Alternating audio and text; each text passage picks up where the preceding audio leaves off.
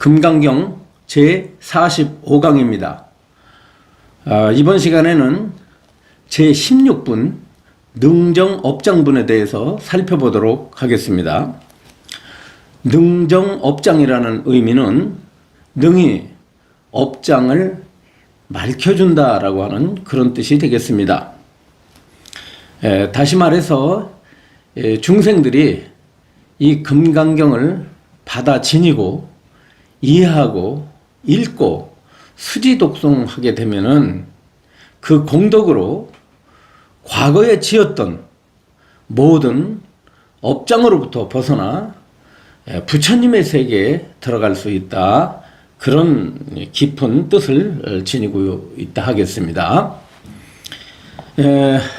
이 업이라고 하는 말, 우리 불자들뿐만 아니라 많은 일반 사람들도 자주 듣는 그런 용어이고 또 사용을 하고 있습니다.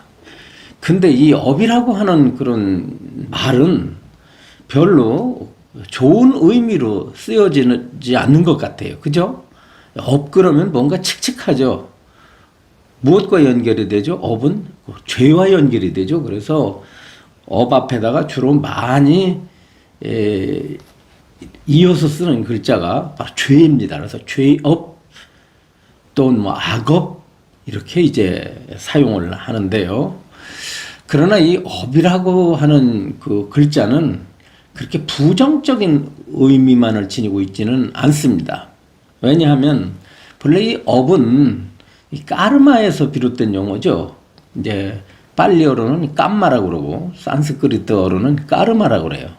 근데 우리는 이제 대승불교권에서 살다 보니까 산스크리트어에 좀 이렇게 많이 사용하는 것 같아요. 그러다 보니까 이제 깜마라는 말보다는 까르마 이렇게 얘기를 합니다. 이 까르마라고 하는 용어는 이제 이 서구 사회에도 널리 이제 사용하고 있어요. 불자들뿐만 아니라 일반인들도 이게 이제 사용하다 보니까 이 까르마라고 하는 용어는 좀 세계 모든 사람들이 사용하는 그런 불교 용어가 아닌가 싶습니다. 근데 이 까르마라고 하는 이 업이라고 하는 의미는요, 그렇게 나쁜 뜻만을 가진 것이 아니라 그냥 행위라는 뜻입니다. 행동이라는 뜻이에요. 그 우리 중생은 항상 어떤 행동을 하지 않습니까? 그 행동이 다 업이에요. 근데 그 업을 이제 셋으로 나누죠. 뭐냐면 선업, 악업, 그 다음에 선하지도 악하지도 않은 업, 이렇게 세 가지로 나누는데, 이 착한 행위는 선업, 악한 행위는 악업, 또 착하지도 않고 악하지도 않은 중간업이 있죠. 그것을 가리켜서 이제 무기업이라고 말합니다. 무기업. 그래서 선, 악, 무기 이렇게 하는데, 중생은 그러다 보니까 이제 하루 종일 결과적으로 업을 짓고 사는 거예요. 부처님의 가르침에 의하면 중생은 업의 상속자라고 말씀하셨습니다. 업의 상속자. 과거의 업을 이어서 계속 업을 진다. 그리고 이 업을 또 미래에까지 전해준다라는 뜻입니다. 그러니까 계속 중생은 업이 언제부턴가 계속 흘러내려오고 그 흘러내려온 업이 다시 미래로 계속 흘러가서 이어진다는 뜻이에요. 그래서 이 업은 과거, 현재, 미래에 걸쳐서 중생들이 끊임없이 짓는 업의 흐름 속에 그러니까 중생은 업에서 태어나서 업 속에서 살다가 업 속에서 죽고 또 업 속에서 다시 태어나고 이걸 가리켜서 이제 뭐라고 그러냐면 업이 이어진다. 중생의 업이 과거부터 현재 미래까지 이어지면서 그 가운데서 고통을 받고 계속 생사를 되풀이한다는 그런 교리가 어떤 교리냐면은 이게 업감연기설이라고 하는 게 연기설이 있습니다. 업감연기라는 게 있어요. 중생은 업에 감염이 돼가지고 업에 물들어서 계속 윤회를 하고 계속되는 생사의 괴로움을 받을 수밖에 없다. 그래서 이 초기 불교도 그렇지만 특히 이 대승에서는 이 업을 밝혀야 된다고 이렇게 가르치고 있습니다. 그래서 이제 일반 불자님들도 업장 소멸 기도다 이런 말을 많이 하죠. 그래서 뭐 업장 소멸 기도를 하기 위해서 뭐 다란이를 외워야 된다. 이런 그 절에서 그런 업장 소멸 기도를 이렇게 이제 행사로 불자님들의 어떤 그 기도를 하는데 어떤 중요한 방편으로 삼아가지고 그 법회도 열고 이런 수가 많습니다. 그런데 이제 금강경에서는 자 금강경을 수지독성하면 업장을 밝힌다고 그랬어요. 그렇죠? 근데 우리 그러려면 이 업이 무엇인지 좀 더 자세히 알아야 되지 않겠어요? 아까 말씀드렸듯 업은 행동이라는 의미인데 그 행동을 몇 가지로 짓습니까? 세 가지로 짓습니다. 그게 뭐냐면 첫째는 마음으로 져요. 마음이 어떤 행동을 합니다. 마음의 행동이에요. 예. 그 마음의 행동은 겉으로 드러나지 않죠. 자기 혼자만 마음속에서만 일으키는 거예요. 이 초기 불교에서는 무엇을 업이라고 말하냐면 내가 의도하는 걸 업이라고 그래요. 의도. 내가 이렇게 해야 되겠다, 저렇게 해야 되겠다 하는 그 마음속에서 이렇게 일어나는 어떤 의지죠. 의지를 이것을 업이라고 말합니다. 말은 안 했어도 행동은 안 했어도 야, 내 저 떡을 좀 먹고 싶다. 떡을 먹어야 되겠다고 생각으로 의도로서 떡을 취했으면 그게 이제 업이라고 말합니다. 그래서 이 의도를 일으키지 않고서는 어떻습니까? 행동도 할 수 없고 말도 할 수 없습니다. 우리들의 어떤 업이라고 하는 것은 즉 행위라고 하는 것은 먼저 마음에서 일어나요. 이 마음에서 일어나는 것을 의업이라고 말합니다. 의업. 뜨드의자죠. 마음과 관련되어진 한자입니다. 의업이 있는데요. 이 의업이 이 행동으로 나타난 것이 뭐냐? 이것이 몸신자 신업입니다. 그리고 말로 다 나타나는 것이 이것이 구업이에요. 중생은 세 가지를 듭니다. 의업, 신업, 구업인데 요걸 이제 순서를 바꾸고 신구의 삼업이라고 그래요. 중생의 신구의 삼업을 계속 되풀이하는데 이 중에서 마음에서 일으키는 의업은 표시가 안 나요. 다른 사람이 알 수가 없습니다. 자기 혼자 마음속에서만 일으켰기 때문에 이것을 표시가 나지 않는다 그래서 이걸 무표업이라고 말합니다. 무표업. 드러나지 않았다는 뜻이에요. 그런데 이게 입이나 행동으로 드러나게 되면 이걸 표업이라고 말합니다. 그래서 업에는 크게 나누면 마음과 관련된 무표업과 입 행동과 관련된 바로 표업이 있습니다.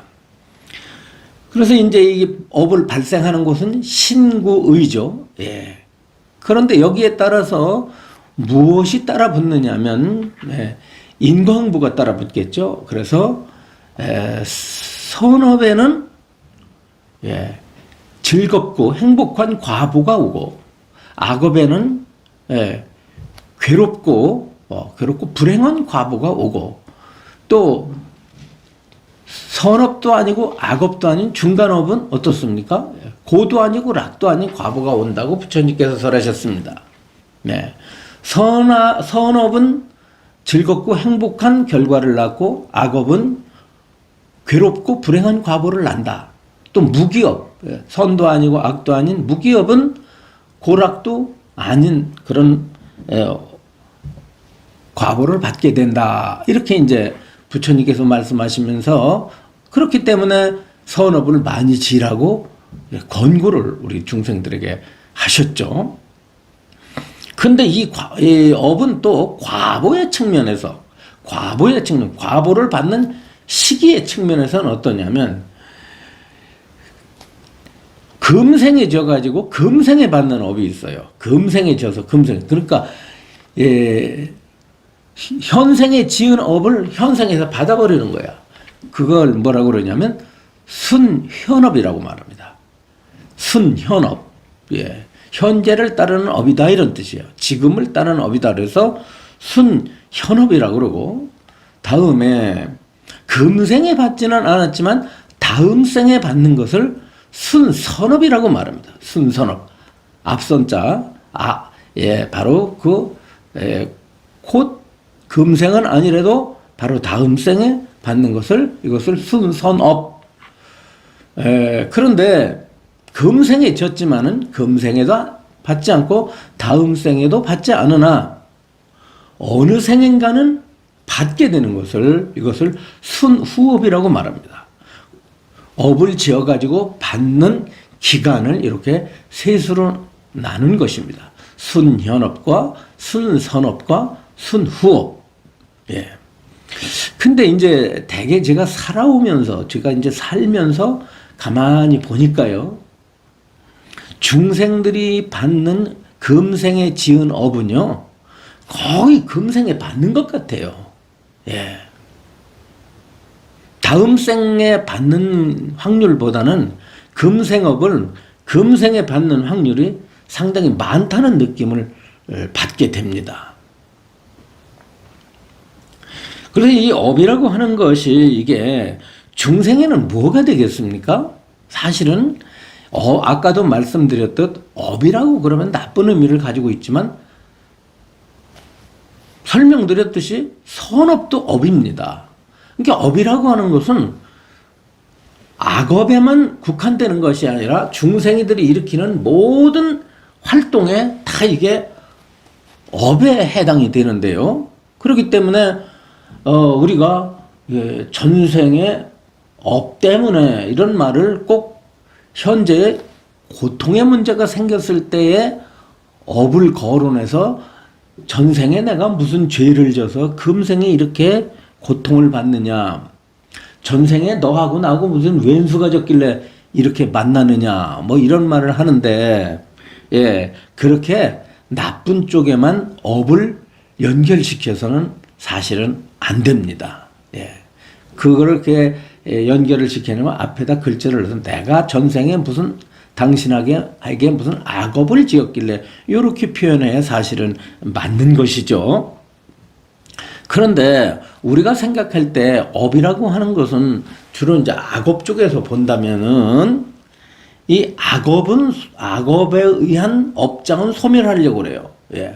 중생은 업의 장애를 받는다고 하는데 그 업의 장애가 아까 말씀드렸듯 사실은 금생에 지고 금생에 받는 것뿐만 아니라 지금 져서 지금 받을 수가 있는 거예요. 지금 져서 지금 받는다? 그게 뭐겠어요? 내가 어떤 사람에게 시비를 걸었더니 시비를 걸었어. 운전을 하고 가다가 앞에 사람이 좀 그 운전을 내 뜻에 맞지 않게 하니까 창문을 열고 욕을 했습니다. 욕을 하니까 어떻습니까? 가만히 있겠어요? 앞에서 앞질러 가가지고 차를 세워서 내 문을 열더니 내 멱살을 잡고 그 다음에 그게 발전해서 주먹 다짐을 했다. 그래가지고 파출소에 갔다. 이렇게 된다면은 이것이 뭡니까? 바로 받는 거 아니겠어요? 그러니까 금방 져서 금방 받는 겁니다. 금방 져가지고 지금 진 것이 금방 나타날 수도 있고 1시간 후에 나타날 수도 있고 내일 나타날 수도 있고 모레 나타날 수도 있고 이렇게 가는데 그 업의 장애를 중생들은 생각하기를 악업과 관련된 것만이 장애로 봐요. 그렇죠. 선업은 장애로 보지를 않습니다. 그렇지 않겠어요? 내가 선한 일을 해서 내 마음이 기쁘고 그 다음에 그 결과로서 내가 어떤 좋은 일이 발생을 했다. 내가 보시를 자꾸 하다 보니까 어떠냐면 그 공덕으로 내가 잘 살게 됐다. 예를 들어서 그렇다고 한다면은 그걸 장애로 보지는 않죠. 물론 세간법으로 볼 때는 선업은 장애가 되질 않습니다. 악업이 장애가 돼요. 특히 세상을 살아가는데 악업을 지면은 매우 세상을 살아가기가 곤란해집니다. 두 가지 때문이죠. 첫째는 뭐냐면은 국법에 걸려요. 악업을 지면. 국법에 걸려가지고 고통을 받습니다. 또는 국법에 저촉되지 않는다 할지라도 무슨 사이코패스라든가 무슨 나르시스트라든가 예, 이런 그 소시오패스라든가 이런 인격 장애자들 외에는 악업을 짓고 나서 마음이 깨름칙하잖아요. 소위 말해서 가책이 생깁니다. 자기가 자신을 괴롭혀요. 악업을 짓고 나면 마음이 편치를 않습니다. 양심이 없는 아까 거론한 그런 부류들은 죄를 짓고 나서도 부끄러운 줄 모르고 창피한 줄 모르고 참여할 줄 모르겠지만은 일반 사람들은 그렇지 않거든요. 그러니까 장애가 되다 보니까 또 마음에 장애가 되지 않는다 할지라도 그 과보가 보이지 않는 곳에 쌓여가지고 언젠간 도래하게 됩니다. 그렇죠? 예. 그렇게 되다 보니까, 어떻습니까? 이것을, 밝혀야 되지 않겠어요? 그래서 우리가 업장을 밝힌다라고 하는 것은 주로 악업과 관련된 업장을 밝힌다고 합니다. 그러나 이건 세속 중생들의 차원에서 말하는 장애고 업의 장애고 이 부처님의 출세관법 수행을 해서 깨달음으로 들어가는 데 있어서는 선업도 업이에요. 선업도 업입니다. 그렇지 않습니까? 즐거운 과보를 초래하는 행복한 과보를 초래하는 이 선업도 뭐가 된다? 장애가 됩니다. 예, 그것이 마음속에서 장애가 돼요. 따라서 업장으로부터 벗어났다고 하는 것은 선업과 악업으로부터 벗어났다는 뜻이에요. 선업과 악업으로부터 완전히 벗어난 것을 이것을 뭐라 그런다? 이것을 업장이 소멸됐다고 합니다. 그러니까 불자님들이 부처님 앞에 가서 천배를 하면서 전생에 지었던 업장을 제가 참회합니다라고 하면서 참회하잖아요. 이러면서 살생중재 금일참회, 투덕중재 금일참회, 악오중재 금일참회 하잖아. 시박중재 금일참회 이러지 않습니까? 그것은 악업과 관련되어 있는 참회를 주로 합니다. 하지만 출세관법에서는 선업도 좋은 거긴 하지만 장애가 될 수 있다. 마음에 장애가 될 수 있다 해서 선악업이 없는 곳, 선도 없고 악도 없고 그에 따라서 선의 과보도 없고 악의 과보도 없는 것, 그래야 이게 해탈 아니겠어요? 예, 악은 악대로 장애가 되지만 선은 선대로 장애가 돼요. 예. 그렇기 때문에 부처님의 벗어날 세간을 벗어났다는 건 상대의 세계를 벗어났다는 뜻이거든요. 상대가 뭐예요? 선과 악 상대가 돼 있잖아요. 요거를 벗어납니다. 선악 경계를 벗어난 것을, 그리고 선악 경계에 따르는 과보로부터 벗어난 것을, 이것을 업으로부터 벗어났다고 하는 것입니다. 네. 여러분들은 여태까지 악업만 벗어나는 것이 이것이 업장소멸이라고 생각하셨죠? 그래서 우리는 지금 업장의 이치에 대해서 제가 이제 자세히 밝히고 있습니다. 그 선업이 됐건 악업이 됐건 나아가서 무기업이 됐건 모든 업장으로부터 벗어나야 되는데, 그럼 그걸 무엇이 벗어나는 것이냐, 또 어떻게 벗어난 줄을 아느냐는 것이 여러분들 이게 중요하지 않겠어요? 내가 업장을 벗어나지 않은지 어떻게 아는가라고 하는 것입니다. 그럼 많은 사람들이 이렇게 생각을 해요. 잘 들으세요. 자, 내가 전생에 죄를 많이 지었는데 금생에 그 지었던 업장이 어딘가 숨어 있어. 동서남북에 숨어 있던지 어딘지 그 내가 지은 업이 숨어 있다가 시간이 되면 그게 도래해가지고 나의 삶 속에 영향을 미칠 거다. 나의 신상이나 나의 몸이나 마음 혹은 내 삶에, 내 가정에, 내 사이에 뭔가가 내 활동에 장애를 일으킬 거다. 이런 이제 두려움들을 가지고 있죠. 네, 그래서 속칭 이제 절에서 참회기도 하시는 분들 생각이 다 그래요. 내가 전생에 지은 업이 어디 남아있다. 어딘가 남아있지만 그것이 남아있는 것이 언젠가 나한테 도래할 것이다. 그러니까 내가 부처님께 열심히 기도를 해서 그것이 비껴가든지 없어지도록 기도를 하는 거다. 이렇게 생각을 하죠. 그런데 이게 과연 올바른 태도인가라고 하는 것입니다. 사실은요, 전생에 지은 업은 금생에 반드시 받느냐.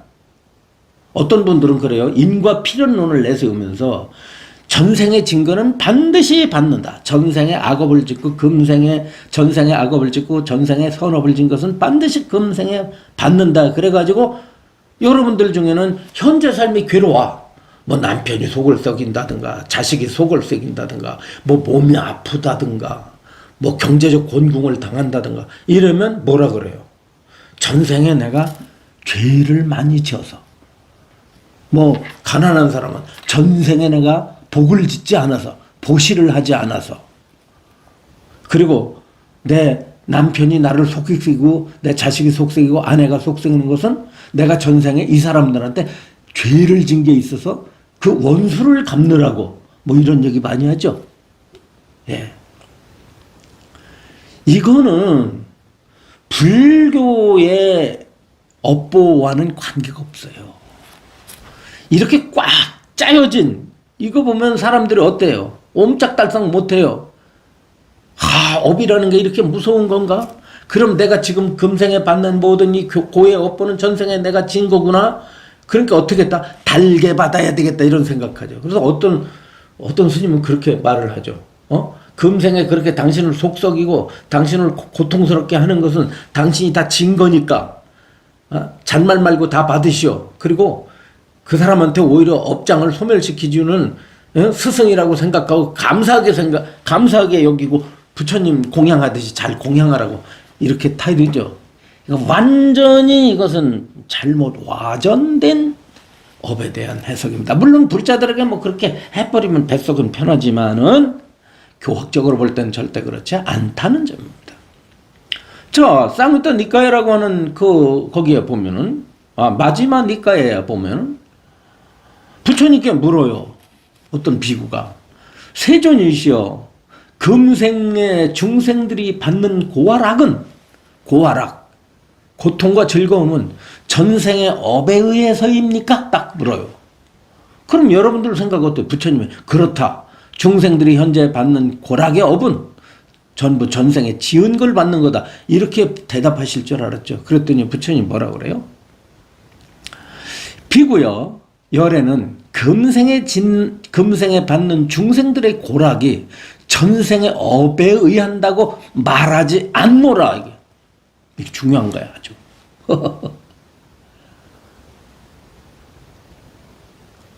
그랬더니 이번에는 또 비구가 묻습니다.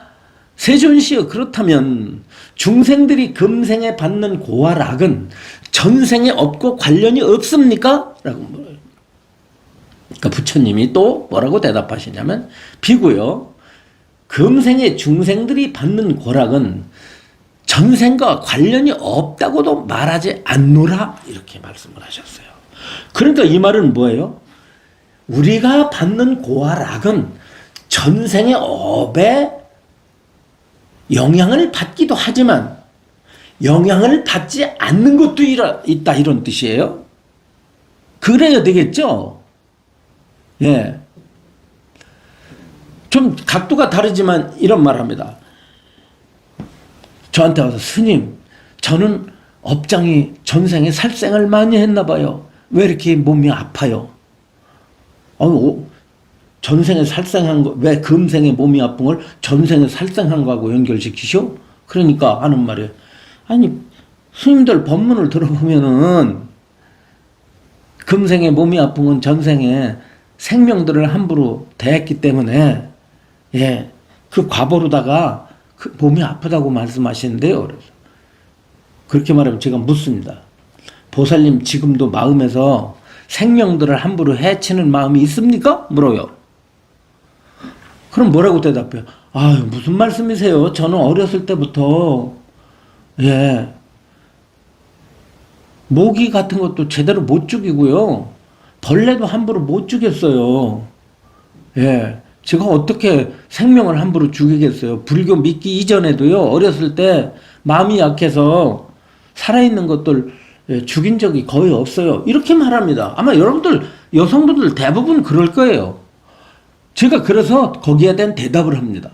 아니, 전생에 그렇게 몸이 아플 정도, 전생에 살생을 그렇게 많이 했어. 금생에 몸이 아플 정도로 전생에 그렇게 살생을 많이 했으면, 금생에 마음에서 살생을 하고 싶은 충동이 생겨야 될 거 아니냐. 마음에서 모든 업이 일어나는 건데.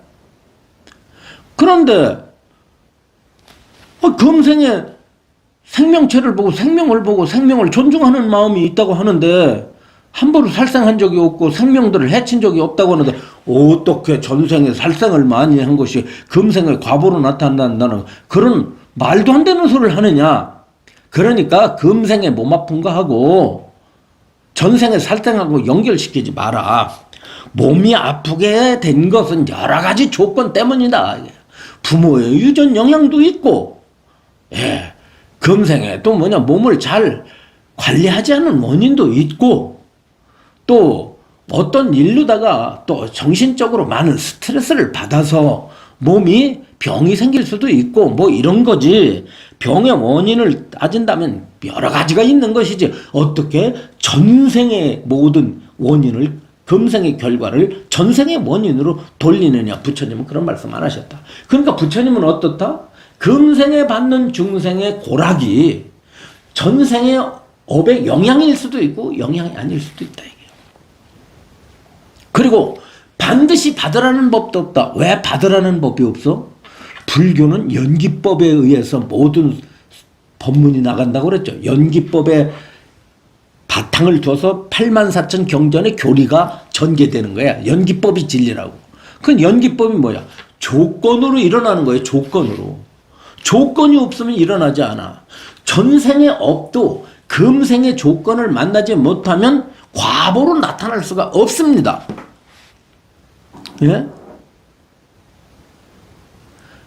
어떤 건강한 남자라 할지라도 여인을 만나서 여인이라는 조건을 만나지 않으면 자식을 가질 수가 없는 거예요.